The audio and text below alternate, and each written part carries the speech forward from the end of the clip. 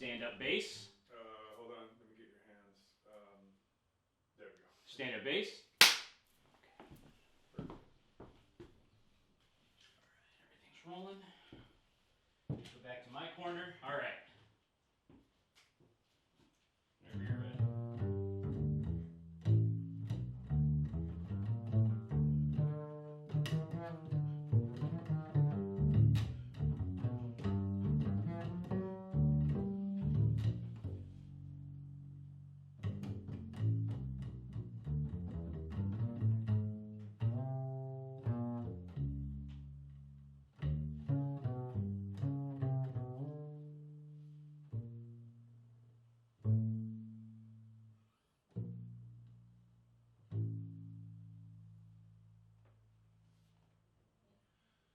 So that you were talking about Walking with My Ghost and that idea of sort of honoring ancestors, remembering ancestors. We don't see that a lot. I mean, our society seems to be moving. I mean, has been for a long time. What do you think will be lost? Well, you were talking about the blues as well.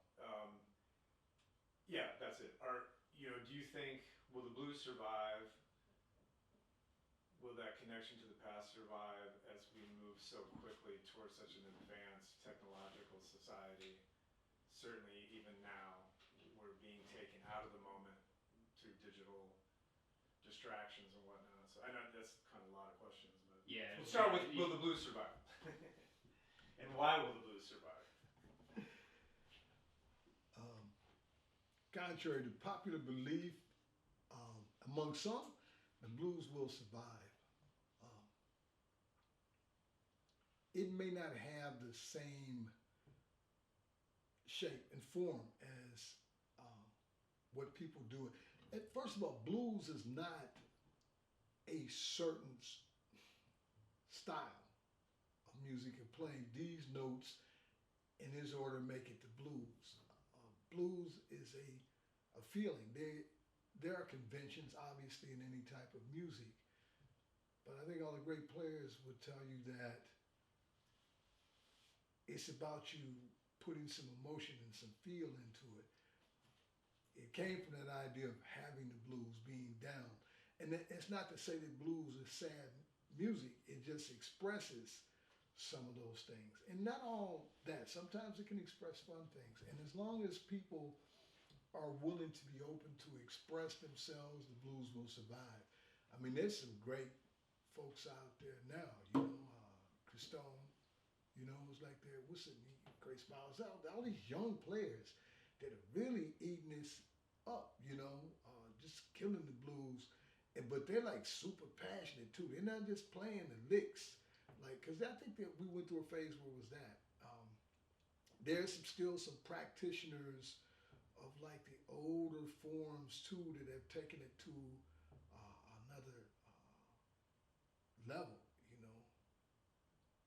Corey Hart, people like that. I mean, just deep stuff, man. So blues will survive. So you. I said Corey. Yeah. Corey Harris, really Corey Harris. So you blend a lot of disparate tones and sounds, like in the arcane nature of Sunlight. You have a 7-string, you got a regular electric, you got a sitar going on, you got a flute that comes in. Just briefly talk about that blending of disparate tones and timbres in a song like that. You can even reference that song if you want. And just kind of like, what do you get out of that when you bring all those disparate things together? People sometimes ask me why there are disparate types of sounds in some of my songs, like where they can be very electric and acoustic at the same time, something that sounds pretty melodic, along with a harsh burst of electric guitar.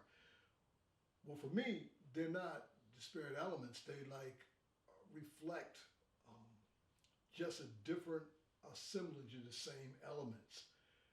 Everything in this universe is made of the same substance, but we discern the differences by how they're put together.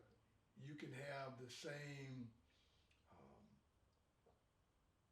atoms reassembled in a different way and they look like something else, or different compounds can change or their what they do and what they smell like, what they look like, what they taste like, or whatever, based on changes in carbon bonding. But it's made of the same stuff. So to me, music is the same way. All these things are the same stuff. So what I may do when I'm doing things like that is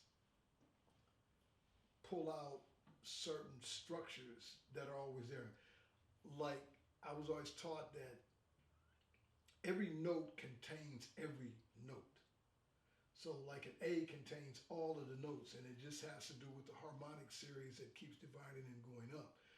The reason we hear it as an A is because that the fundamental vibration is there, and that's what we kind of hear first.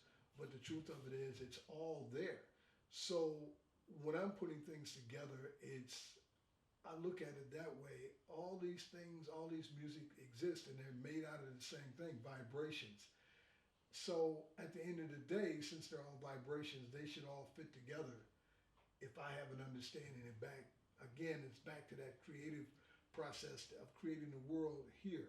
So if I can hear them um, as constant elements, as elements that go together, then I can create this world where those things work together. Right on. Talking about working together and like the expatriation of the dialectic, it seems to be, is this like some sort of dialogue between the human and the divine going on in that song? Talk about that song a little bit. That one, There's a lot of tension in that song. I love that song.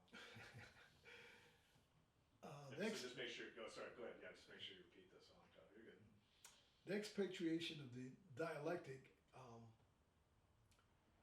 again, it's based on some of my curiosity. I really like 20th century orchestral music.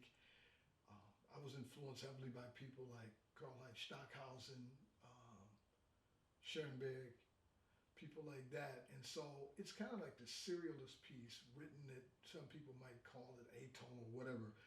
But part of what I'm talking about with the structure of the piece and even the title of the piece is the fact that here people don't want to have dialogues, debates that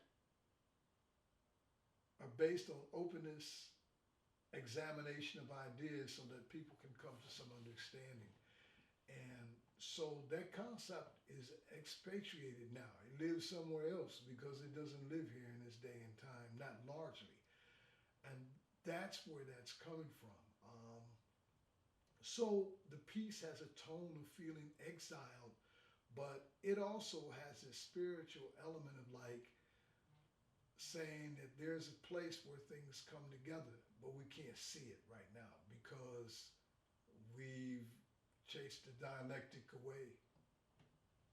Yeah, I heard recently that one of the biggest challenges that we have in our society right now is we need to learn to talk to one another again. You know, we're not talking. I mean, I don't know. Maybe we are, but there seems to be the sense that we sort of lost the ability to talk to one another again. Is that a message you want to come through your music? Is like, let's get that dialogue going again, maybe. Well, some of the pieces that come to me are definitely about getting people to think and talk. That's why, like I said, I didn't really put them out there like, hey, look at me, but put them out there to communicate with people I know. And my thing is, if you think somebody else might be interested, go ahead and share it with them. Because I'm not trying to force anything down anyone's throat, but I do think we need to talk to each other. I'm a big fan of technology in a lot of ways. I use technology to do things like produce music, and I've always had like tape recorders and stuff like that. And in this digital era, I know some people say, "Oh, I really would want to go back to analog and all that." But my thing is, it's just a tool, and these tools give me the ability to speak. But the one thing I do have a problem with is the way we use technology to communicate with people. I mean, it's nice that I can send somebody a text message and they can get it when they want to, but it can't be a substitute.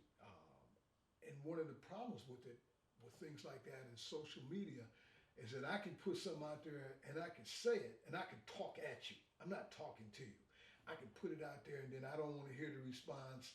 And it's taught people that they can talk without talking with people. They can talk at people. And I don't even say talk to them, talk at people. And so many people do that.